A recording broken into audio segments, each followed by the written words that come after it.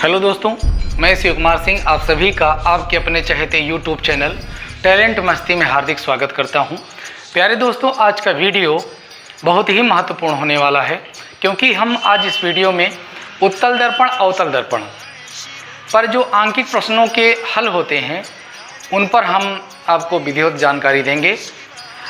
उन सवालों पर चलें उसके पहले उनमें जिन सूत्रों का इस्तेमाल हुआ है पहले हम उस पर चर्चा करेंगे। आंकिक प्रश्नों को हल करने के लिए जिन और बातों को अपने ध्यान में रखना होता है उन बातों पर भी हम चर्चा करेंगे। इस वीडियो में आप लास्ट तक बने रहिएगा।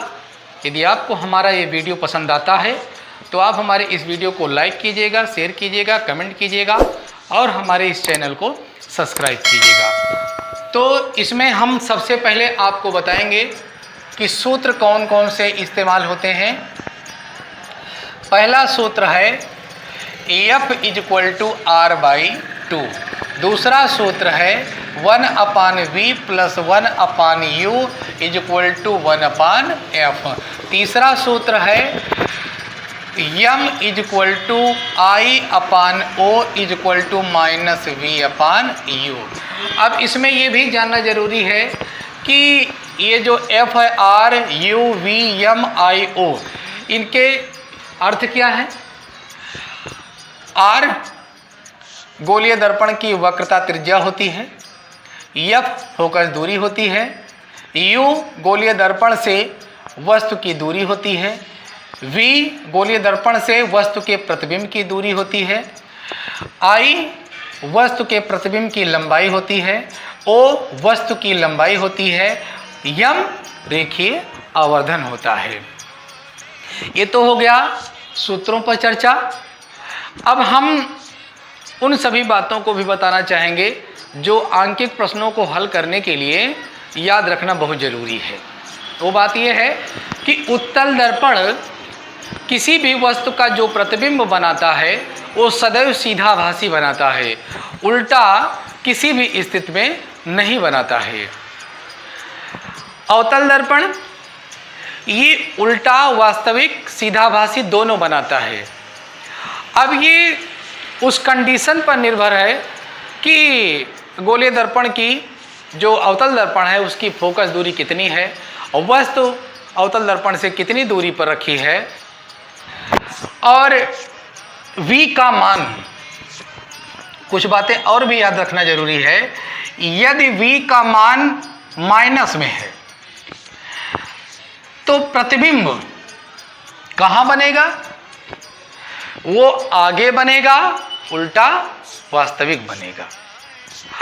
और यदि V का मान प्लस में है तो वस्तु का जो प्रतिबिंब है वो पीछे बनेगा, सीधा आभासी बनेगा। दोस्तों, एक बात पर और भी आपको ध्यान देना होगा। उत्तल दर्पण की वक्रता त्रिज्या धनात्मक होती है, इसीलिए उसकी फोकस दूरी भी धनात्मक होती है। अवतल दर्पण की वक्रता त्रिज्या ऋणात्मक होती है, इसीलिए उसकी फोकस दूरी ऋणात्मक होती है। अब हम कुछ आंकिक प्रश्नों के हल आपको बताएंगे। इसके बाद जो इससे ऊंचे स्तर वाले आंकिक प्रश्नों के हल अगले वीडियो में हम आपको बताएंगे। जो बचेगा उसके बाद वाले वीडियो में हम बताएंगे। तो पहला प्रश्न है, एक उत्तल दर्पण की वक्रता त्रिज्या 50 सेंटीमीटर है, इसकी फोकस दूरी ज्ञात कीजिए। सवाल बिल्कुल सरल है, तो जो दिया है पहले उसको नोट करेंगे, जो निकालना है उस पर क्वेश्चन मार्क लगाएंगे।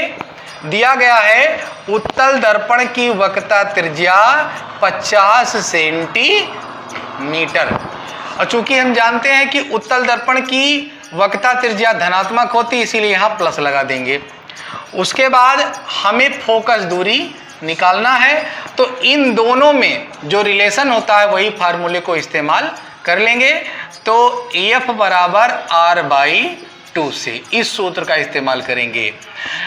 फोकस दूरी हमें निकालनी है। वक्रता त्रिज्या दी गई है 50 सेंटीमीटर और बटे 2, 2 × 1 = 2 और 2 दूनी 4, 2 पंचे 10, ये बराबर आ गया 25 सेंटीमीटर।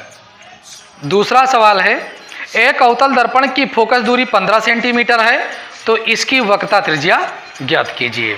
चूंकि हम जानते हैं कि अवतल दर्पण की फोकस दूरी ऋणात्मक होती है, इसलिए यहाँ पर हम लिख देंगे F बराबर -15 सेंटीमीटर और वक्रता त्रिज्या हमें निकालनी है, क्वेश्चन मार्क लगा देंगे।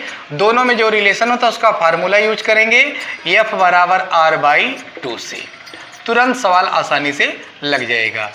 तो F दिया गया है -15, R निकालना है और ये /2, तो R इक्वल हो जाएगा -15 × 2 इक्वल टू कितना, -30 सेंटीमीटर।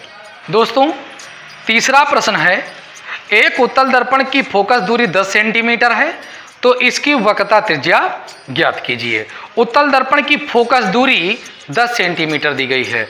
क्योंकि हम जानते हैं कि उत्तल दर्पण की जो फोकस दूरी होती है वो धनात्मक होती है, तो यहाँ पर लिखेंगे F बराबर 10 सेंटीमीटर और वक्रता त्रिज्या हमें निकालनी है, फार्मूला वही यूज करेंगे, F = R/2 से। सवाल आसानी से लग जाएगा। F है 10 = R/2, तो R = 10 × 2 = 20 सेंटीमीटर। इस वीडियो का ये आखिरी प्रश्न, एक अवतल दर्पण की वक्रता त्रिज्या 40 सेंटीमीटर है, तो इसकी फोकस दूरी ज्ञात कीजिए। इस सवाल को भी बड़ी आसानी से हम बना लेंगे। अवतल दर्पण की वक्रता त्रिज्या 40 सेंटीमीटर है। अवतल दर्पण की वक्रता त्रिज्या ऋणात्मक होती है, इसलिए यहाँ पर लिखेंगे हम R बराबर -40 सेंटीमीटर और फोकस दूरी हमें निकालनी है, तो F बराबर R/2 से। R है -40/2, ये बराबर हो जाएगा 2 × 1 = 2, 2 दूनी 4, 2 शून्यम 0, ये हो जाएगा -20 सेंटीमीटर। हम ये कह सकते हैं कि इस अवतल दर्पण की फोकस दूरी 20 सेंटीमीटर होगी। तो दोस्तों इस वीडियो में बस यहीं तक।